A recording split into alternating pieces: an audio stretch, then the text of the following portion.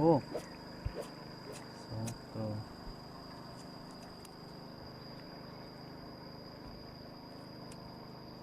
ปลาสกัง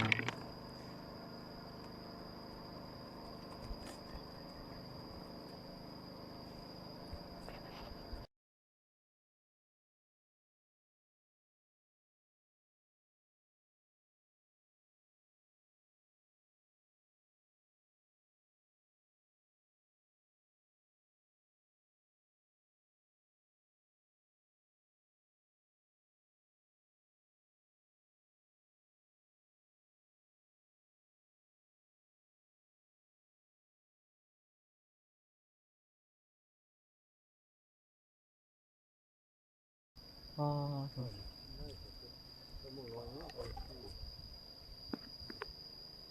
ยกยิ่งขึ้นดูพอ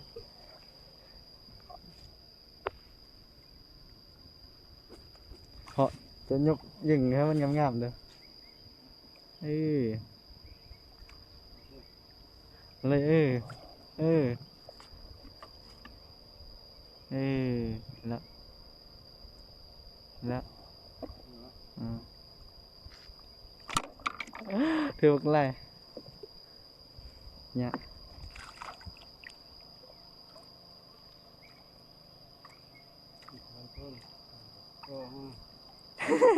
ไม่เอาซอยเด้บ่ซอยเลยเนาะเขาเข้าอย่างนี้เห็นขึ้นเนาะพอคุณอย่างเห็นเขาเข้าเนาะนี่นน่ะ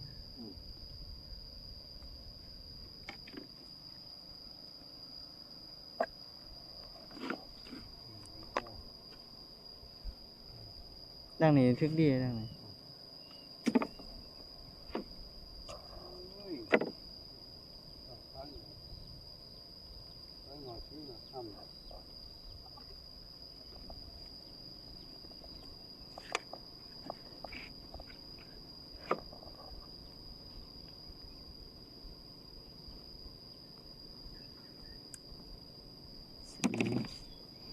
ฟรีเขาดูดำงามนะ อืม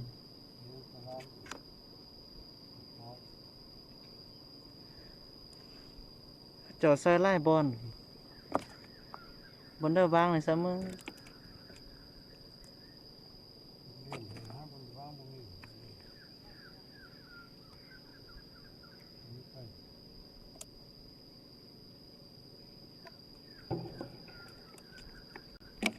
เพราะจะลงนั่งไปทางนั้นเรามองผ่านมาข้างกลางเฮือเลยนี่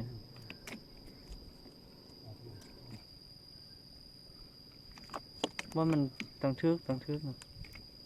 เพราะทีนี้อ๋อถูกอะไร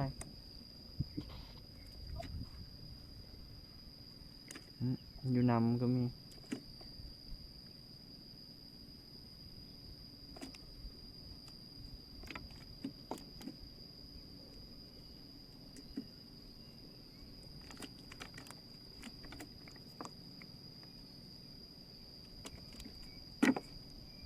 นี่ดึงมาพานเฮือ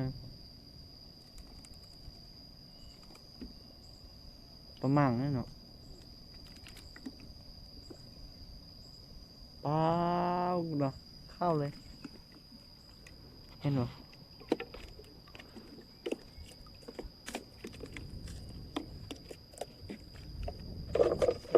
ดึงเจ้าไปอยู่ทางฝั่งนั้นเนาะหมุนนั่นแหละแหละ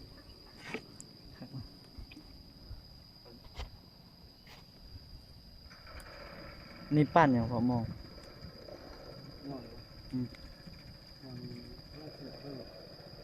สิ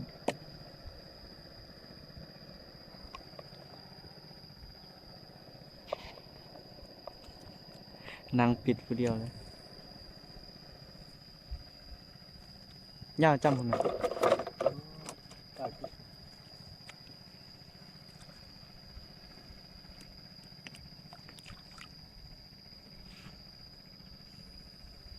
ให้มันมานี้ก็รอดมานี้ติดด้วย เออ ไม่ยามมองหรอกเจ้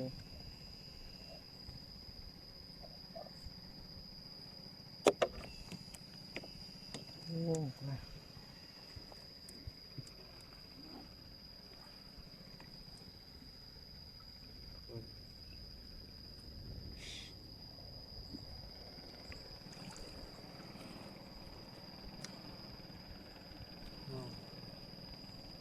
เละเลย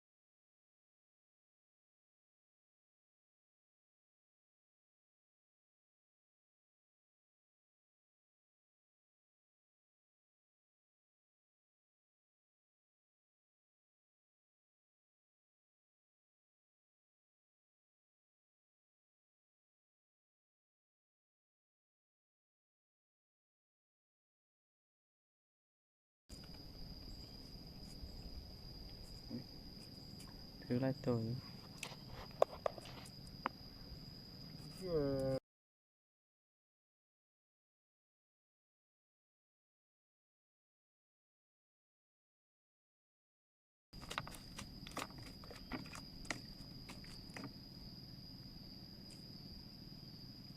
กูก็ไปไว้บกคนห้า นั่งปลดผู้เดียวเลย สวย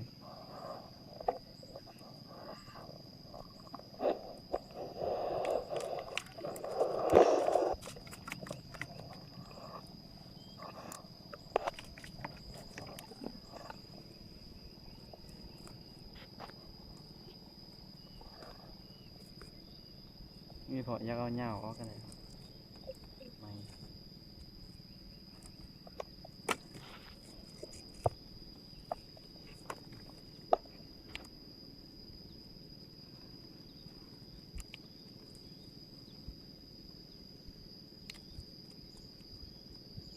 ปลาน้อยก็มีแต่โล15ปลาใหญ่ก็โล15ปลาน้อยกลัวเหรอเหนื่อยได้เนาะ นี่ให้เขาตักมัน อืม ตักแห้ง อันนี้นี่มาที่เสร็จ ดินดำนิดนึง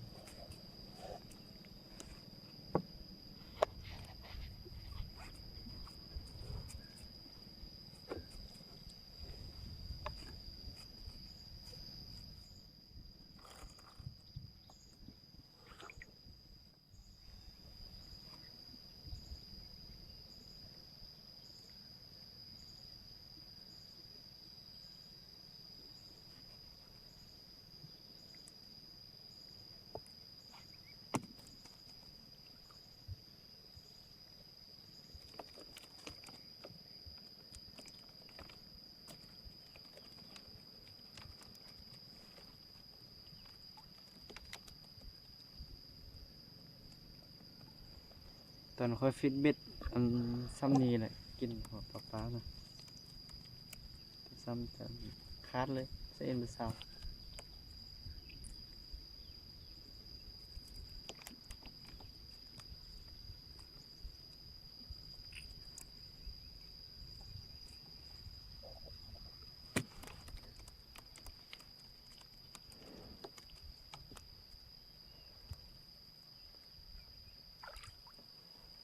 ย่ามเสื้อไง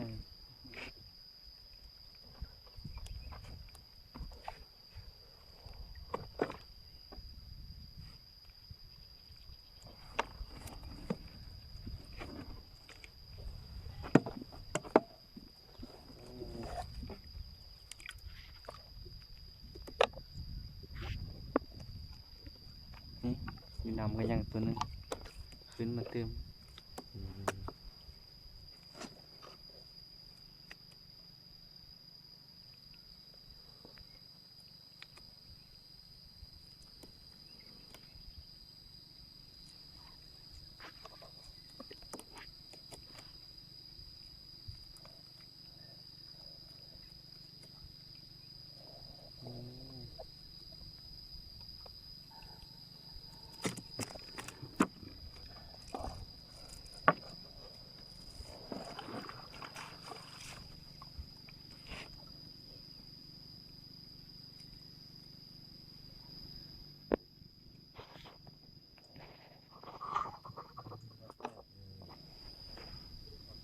เป็นแต่ใส่แล้วเนาะ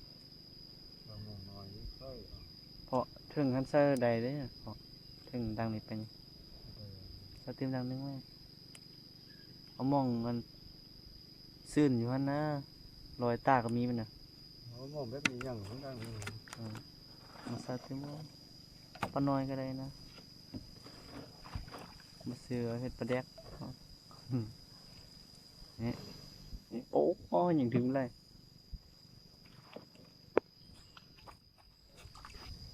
อืม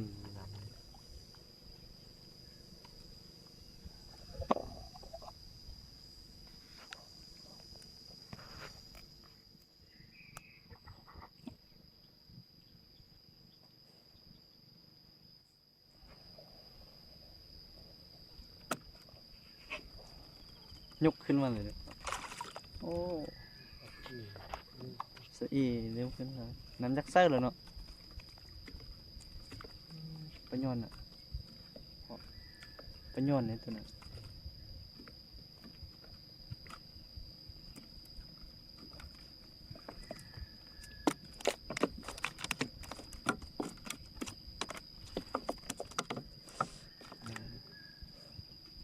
เราหมองผ้าเด้อ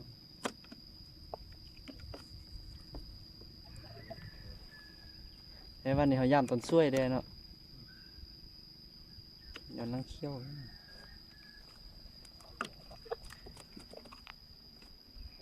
เชื่อหน่อยขึ้นมา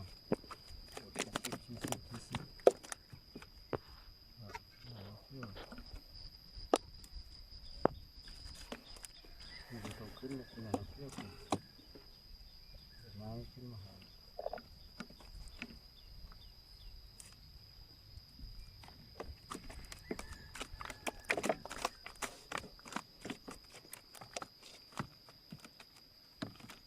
เชื่อขึ้นมาอยู่ อยากปิดซอยอืม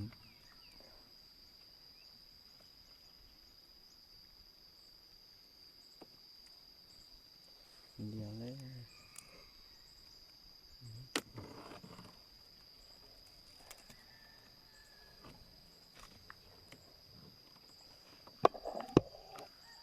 น้าอ้อนเดินที่ใส่กับพวกน้ำ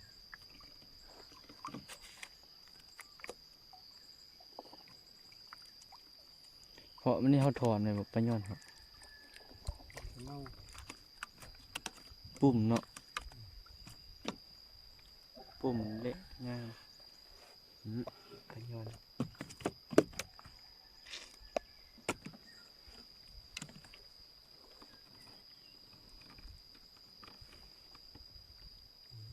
ขึ้นมาเลย เอามาใส่ไล่มองขึ้นมันดังนี้แหละเนาะเป็นมองฟูไว้มันบุลงเลิกเนี่ยครับปลาเนี่ยเมาออกแห้งครับ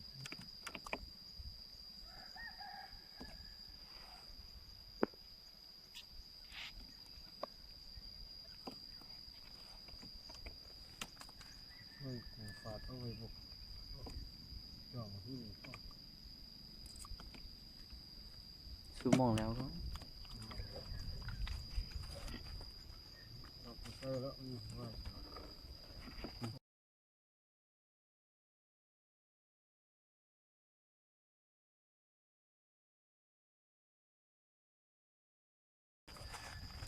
เตรียมไปใส่เอา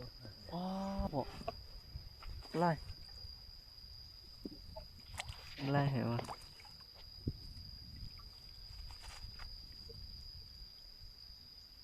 เกี่ยวได้เห็นที่ก็ อืม ขึ้นเกี่ยวหมอมันเอาไป บกกระทึกเนี่ยมันกิน ได้เนาะ อืม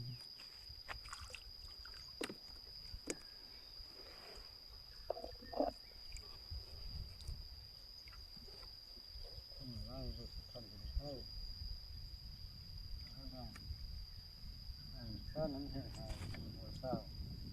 อันหันสั้นขึ้นนี่นะ ก็ทำได้ทำได้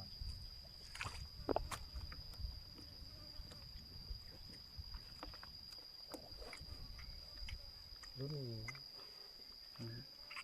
ตอนเก็บเสร็จ มาใส่ทางหน้าเนี่ยพอนี่เนาะทางหน้านี่เป็นไรนะทิมซ้ำเต็มแล้วใส่บ่ยังแม่นบอลเฮาอยู่เนาะตั้งแต่หันไปโอ้ปะบัว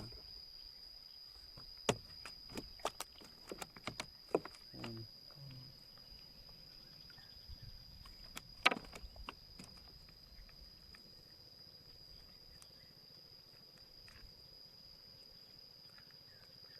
ก็คือที่เป็นกลุ่ม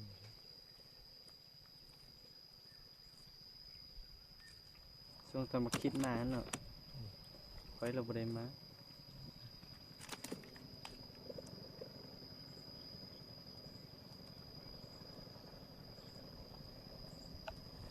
เบิ่งผลงานมองดังนี่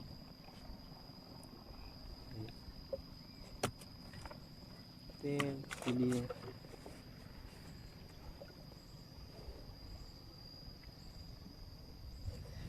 เดี๋ยวไล่ดังเดียวเมื่อ